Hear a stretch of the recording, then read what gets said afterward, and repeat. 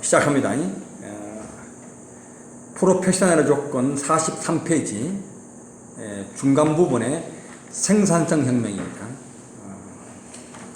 자, 먼저 읽어볼게요. 그러면 무엇이 마르크스와 마르크스주의를 패배시켰는가? 그러면 앞부분에 현재 했죠. 앞부분에 하던 얘기야. 시켰는가? 1950년쯤 되어서는 많은 사람들이 마르크스주의는 도덕적으로나 경제적으로나 실패했다는 사실을 알게 되었다. 그러니까 1950년이 이제 드르크가 말하는 생산성 혁명이 끝난 시점으로 보거든. 이제 1881년에 테일러가 과학적 관리를 발표했고, 그로부터 한 70년 정도 지난 1950년 정도는 이제 생산성 혁명이 끝난 시점으로 일단 보는데, 60년 될 수 있겠죠. 80년 보게 되면 60년. 어떤 간에 그 즈음에 대해서 많은 사람들이 마르크스는 끝났다. 도덕적으로나 경제적으로 실패했다는 사실을 알게 되었다. 근데 드르크는, 여러분, 드르크의 정말 대단한 책이지. 경제인의 종말의 책이 있단 말이야. 이 경제인의 종말은 1939년에 발표한 책이거든.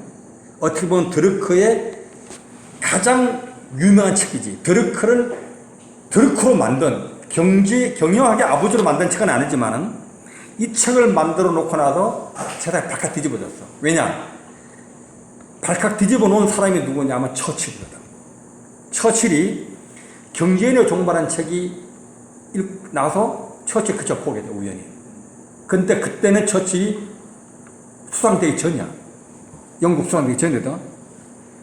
근데 그 책에 하는 얘기가 뭐냐면, 그 당시에 그 누구도 독일하고 소련하고 손을 잡을 동맹을 할 거라는 아무도 예측 못했거든.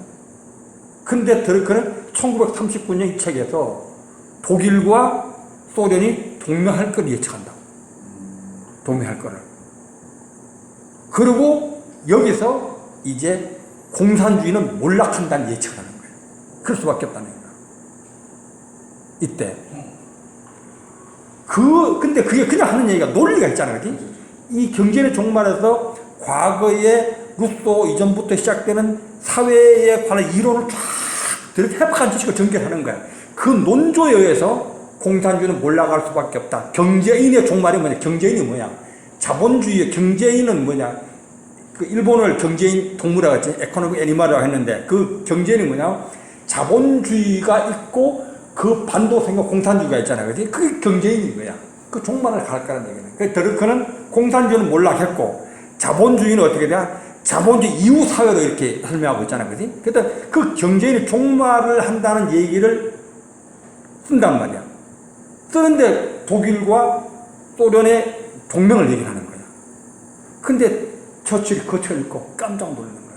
이야, 이런 탁월한 희망이 있구나 싶어서 이 양반이 그 책을 영국에 있는 해군인가 장교들한테 필독으로 그냥 의무적으로 딱 들어버리는 거예요. 의무적으로. 수상이 되고 난데. 그러니까 그냥 갑자기 엄청 더 유명해지는 거예요. 됐지? 엄청 유명. 근데 아니나 다를까. 몇 달 뒤에 독일하고 딱 동맹을 맺는 거예요. 이러니 벌어졌거든. 그래서 사람 얼마나 놀랐겠어. 그러니까 그 얘기를 하는 거야. 난 1939년에 이미 공산주의 몰락을 난 봤다는 거야. 난 봤다는 거였다. 그 당시에 이미 봤다는 거야. 그 얘기를 하고 있는 거야. 그래서 이재 교사가 쓰는 말이, 나는 그보다 훨씬 전 1939년에 그냥 11년 전이지. 전에 경제인의 종말이라는 책에서 일하는 사실을 주장한 바 있다. 그렇다 해도 여전히 그럼에도 불구하고 공산주의가 완전히 도덕적으로 경제적으로 실패했음에도 불구하고 여전히 대부분의 사람들에게는 마르크스주의가 하나의 논리적인 이데올로기로서 완전 무결한 무적으로 남아있었다. 이게 뭔 들을 것 같아요? 네? 그러니까 공산주의가 1950년도에 완전 실패했어. 도덕적으로 실패했단 말이야.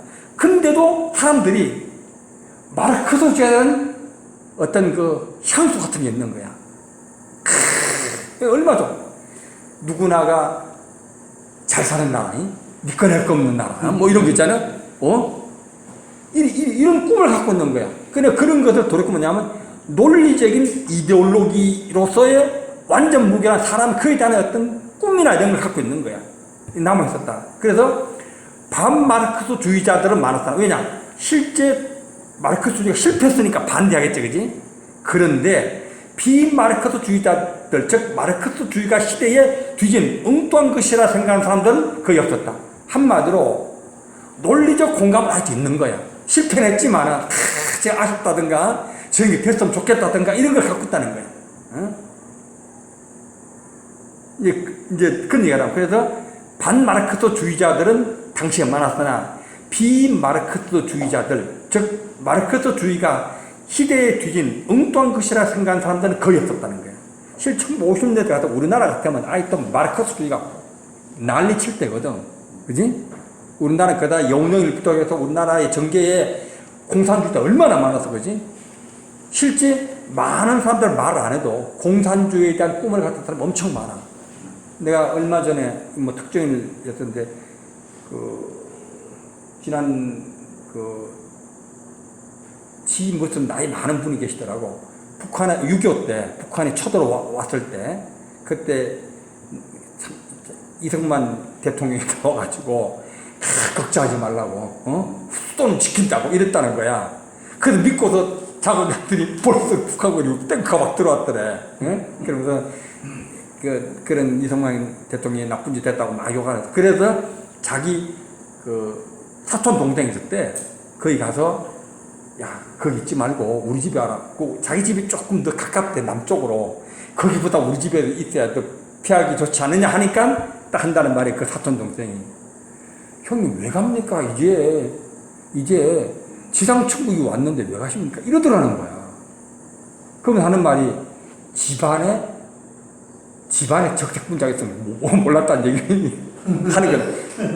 그게 뭐 그 당시에 그런 정도로 많은 사람들이 공산주의에 대한 향수 같은 거 이론적으로 함께 더불어 먹고 살고 사회주의 이런 개념을 갖고 있다는 거야. 그런 얘기를 지금 하고 있거든 그 당시에. 그러니까 많은 사람이 마르크스주의가 망했지만은 실패했지만 그럼에도 불구하고 이론적인 논리적인 어떤 거는 공감을 여전히 못 버리고 있었던 그런 때라는 얘기를 하고 있는 거예요. 자, 그래서 심지어는 사회주의를 격렬하게 반대하는 사람들조차도 여전히 사회주의의 대세가 될 것으로 확신하고, 그러니까 사회주의에 반대하는 사람조차도 사회주의에 대한 뭐 이런 향수 같은 걸 여전히 갖고 있다는 얘기를 하는 거야. 그렇게 그 정도로 공산주의의 힘이 지금은 그런 사람 없잖아. 지금은 공산주의 말하는 사람 뭐 일부 있긴 있겠지, 그지? 조사해봐야 돼. 여기도 적백분이 있는 거 아니야? 또? 좋죠. 공동 분배하는 거. 그래, 공동이니까. 공동 분배하고, 니나 똑같이 나눠 먹고, 진짜 이론은 좋은 것 같아요. 근데, 이제, 즉, 마르크스주의가 시대에 뒤진 엉뚱한 것이라고 생각하는 사람들은 거의 없었다. 심지어는 사회주의를 격렬하게 반대하는 사람들조차도 여전히 사회주의가 대세가 될 거는 확신하고 있었다. 이게 1950년대의 상황이었다는 거야. 그러면, 자, 이렇게 많은 사람들이 실제 도덕적으로 굉장히 실패한 공산주의에 대해서 향수를 가지고 막 이랬던 그 공산주의가 그러면 무엇이 자본주의의 본래적 모순, 노동계층의 소외와 착취, 그리고 프롤레타리아 계급 그 자체를 한꺼번에 무너뜨렸는가? 이게 뭔 소리야? 결국 자본주의 모순이지. 자본주의가 갖고 있는 여러 가지 문제들이지. 이거 세 가지가지. 자본주의 모순이잖아. 그리고 뭐 소외계층이, 노동계층이 소외당하고 착취당하고, 그지? 프롤레타리아 계급이 있는 이런 것들이 이제 자본주의의 문제인데 이것이 한꺼번에 그냥 해결되어 버렸다. 그게 뭐냐는 거야. 그 대답은 바로 생산성 혁명이라는 거야. 생산성 혁명이다. 250년 전 지식의 의미가 변화되면서 아까 얘기했지, 그지? 지식의 의미가 변화됐지, 그지? 어떻게 변화됐다고? 지식이 존재가 비잉이 두잉이 되고 한 개인의 치장과 상징물이 되고 자기를 꾸며주는 개인 것이 공공재산이 되면서 자원이 되고, 그지? 이런 거죠.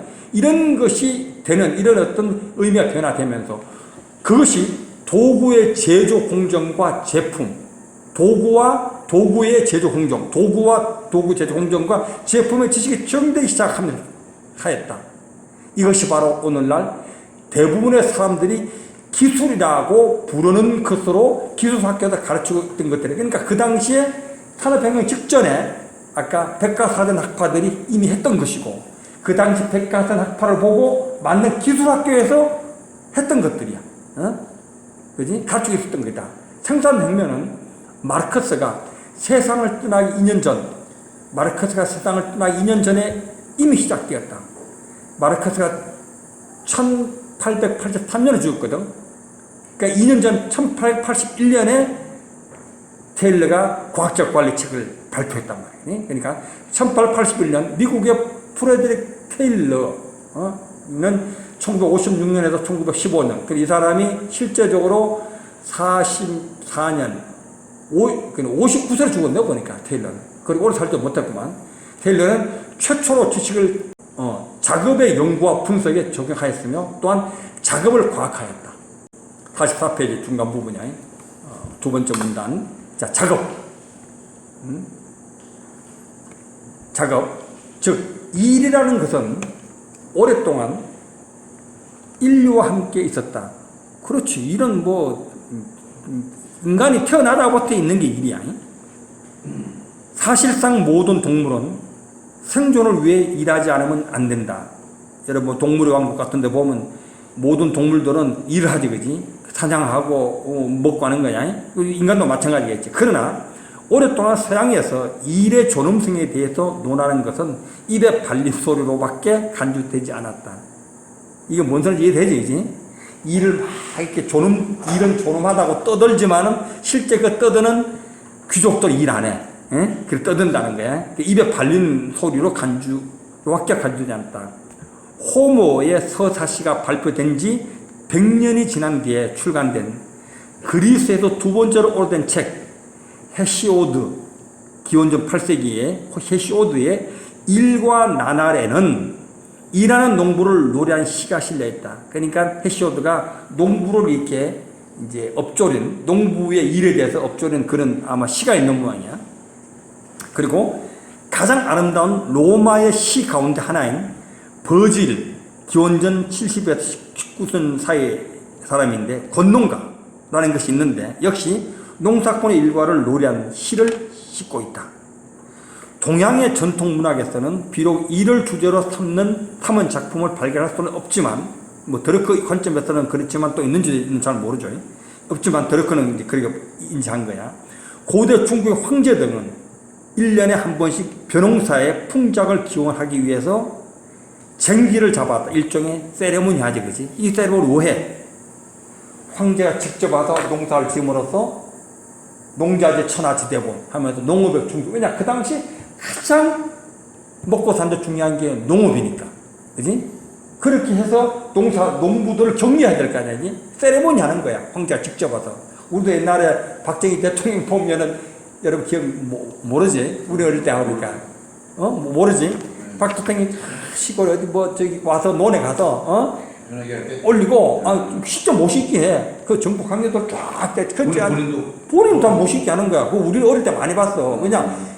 황제가 하듯이 그 당시에는 우리나라가 산업국가로 가자면 여전히 먹고 사는 보릿고기가 있고 어떤 그 시절이기 때문에 먹는 게 너무 중요하니까. 그래서 실제 대통령이 가서 못 씻게 난 지금도 기억이 생생나거든. 매년 했다. 그런 걸 했다는 거야. 왜냐? 농업이 중요하니까. 그렇게 했다는 거야. 건농가의 농작꾼의 시를 짓고 있다. 동양의 전통 문학에서는 비록 이를 주제로 삼은 작품을 발견한 사람은 없지만, 고대 중국 황제들은 1년에 한 번씩 벼농사의 풍작을 기원하기 위해 쟁기를 잡았다. 자, 이 얘기를 왜 해, 지금 테일러가? 이런 얘기를 지금 왜 하는 것 같아? 왜 일의 존엄성에 대한 것은 입에 발리는 소리고, 그 다음 헤시오드의 얘기를 꺼내고, 버질의 얘기를 꺼내면서 황제들의 그 세레모니를, 쟁기를 잡고, 이런 걸 왜 지금 하고 있는 거야? 그러니까 역사 속에서 귀족이나 왕족이나 황제들은 다 일하지 않아도 일을 경시했잖아, 그지? 그 경시한 그 일을 테일러는 했다는 얘기를 하고 싶은 거지. 다 경시했거든.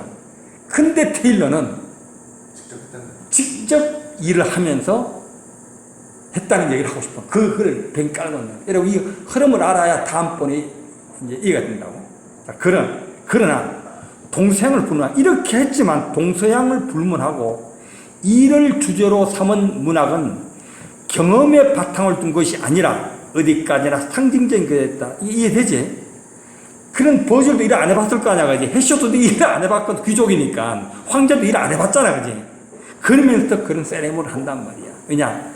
시내 노예들, 농부들을 좀 격려하기 위해서 동료 차원에서 하는 거야. 그러니까 실제 경험의 바탕을 둔 것은 아니라 어디까지나 상징적이다. 실질과 다르다. 이런 노예가 하는 거지, 그지? 헤시오도도, 버질도 농부가 실제로 하는 일에 대한 있는 그대로 연구를 하지 않았어. 그냥 보기만 한 거야. 이게 왜 인용한다고? 테일러는 그렇지 않았던 얘기를 하고 싶은 거예요. 기록된 대부분의 역사를 통해 보건대 어느 누구도 농부의 일에 대해 실질적인 연구를 한 사람은 없었다. 왜 한다고? 테일러는 연구했다 소리를 하려는 거야, 걔도. 일이라는 것은 교육받은 사람들이나 잘 사는 사람 또는 권위가 있는 사람들이 관심을 기울일 만한 그런 것이 아니었다. 당연하지. 귀족들이, 부자들이, 신사들인 거 안 하지. 우리나라 옛날에 양반들이, 정성들이, 대감들인 거 안 하잖아, 그지? 그 종놈들 하는 거란 말이야. 일이란 노예들에게 해당되는 것이었다. 작업자가 생산량을 좀 더 늘리기 위한 유일한 방법은 더 오랜 시간 일하거나 더 열심히 일하는 것 뿐이었다. 이 말도 왜 하는지 이해되지, 그지? 이 역사는 다 그랬어. 왜? 사람이 노동자를 할 수 있는 뻔한 거야.